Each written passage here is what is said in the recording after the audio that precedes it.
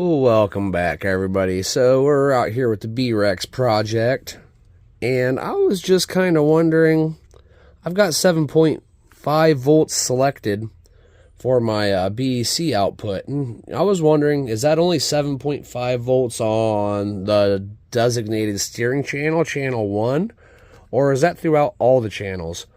Well, I got my meter hooked up, and we'll get this turned over to regular DC, and they always read something. So I'm going to take this little jumper I've made here. This is going over to my meter, and I'm going to plug it in channel 1, and I am hooked up to just the red and the black leads because the only thing I'm wanting to read is the power. I'll plug that in there, and you see that evened out nicely. Now I'm going to power up the system. Let me bend my battery lead over here.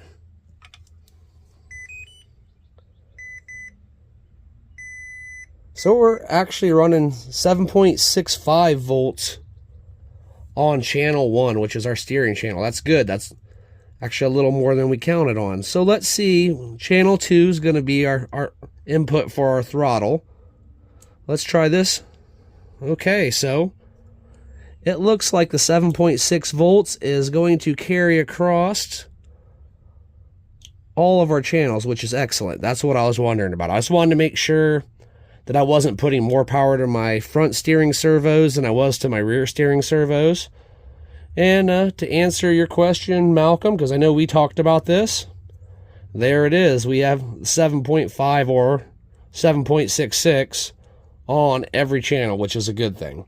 So let's move back on to trying to figure out why some of this stuff's acting a little wonky with the servos, but I think that might possibly be the servo itself. Mess with that a little bit, and then we'll get back on to doing some more work to this thing. Now that I've gone through and checked all of my BC outputs, and it's raining outside, so there's nothing I have to do out there that takes precedence over RC, so I got the day to goof around. I got some parts in the mail. I ordered these three-way splitters because right now, currently, I am running two-way splitters put together to form a three-way, and this servo here was acting a little wonky, and I just want to go ahead and take everything out of the equation, so less connections, less spots for stuff to go wrong. So I'm going to put a three-way splitter between these rear three. I'm going to replace this servo just to be sure, and I ordered a bunch of this M3 all-thread. So I'm going to feed it through pieces of tubing like this and pick spots throughout the chassis to brace it up. I'm going to get moving on that.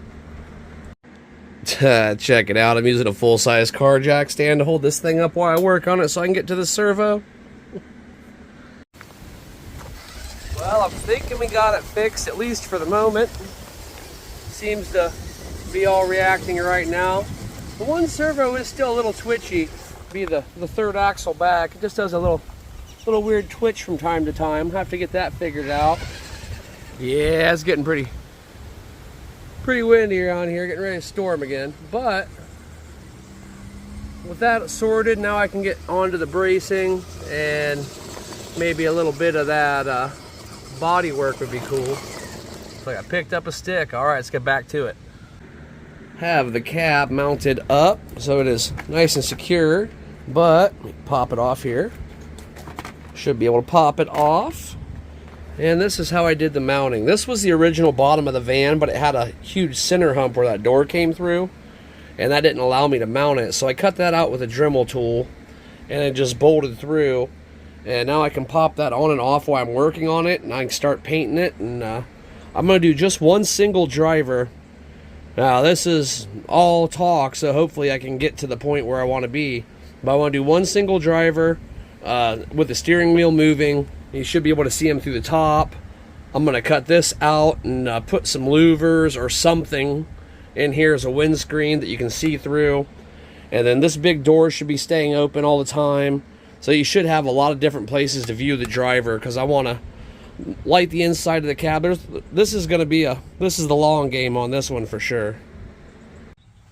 So I've cut our windscreen area out. I thought it'd be cool to leave this piece in, so I kind of just left it tucked down a little bit in there and left these brought up and raised just a little bit. So I think I'm going to probably end up putting screen behind that instead of louvers, because I just think it'd look cooler with the screen for this build.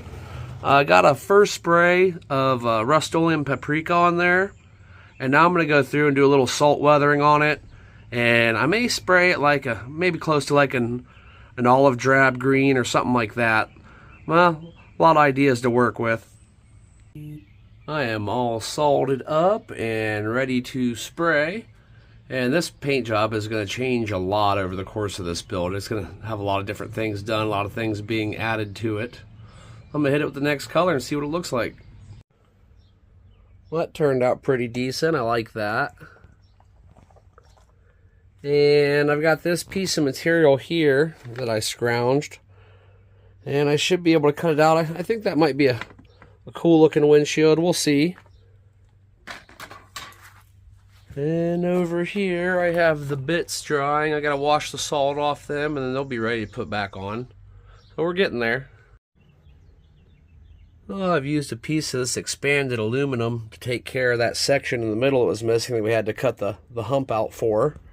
And we used the same expanded aluminum for the windshield, which I think turned out looking awesome. We got the bits on. Let me kind of pop this in place here. There we go. So this is where we're at now. I have some 55-gallon barrels that go on the front here. I'm painting those now. We'll get those on. This is just kind of one of those things I walk over and work on when I have a second. So what I think I'll probably end up doing is also pulling this bottom plate off and where that brown's at and spraying that another color and then bolting it back on as well. Well, here is our stopping point for this video. I think it's about the best place to stop. Those barrels on the front turned out just menacing looking. I love it. Oh, the electronics are still kind of flopping in the wind at the moment. But I got to figure out a place to mount all of those. Still have to do a bunch of work in the interior. There's just a bunch of work in general. Got to figure out something for the bed. I did order 2 figures. A driver and a gunner, and there's going to be so much more going on. So this is going to be growing throughout the next couple months. So thanks for watching, guys. I hope you're enjoying this, and I'll catch you on the next one. And in the comments, I'll pin a link to all the videos for this build series. Have a good one.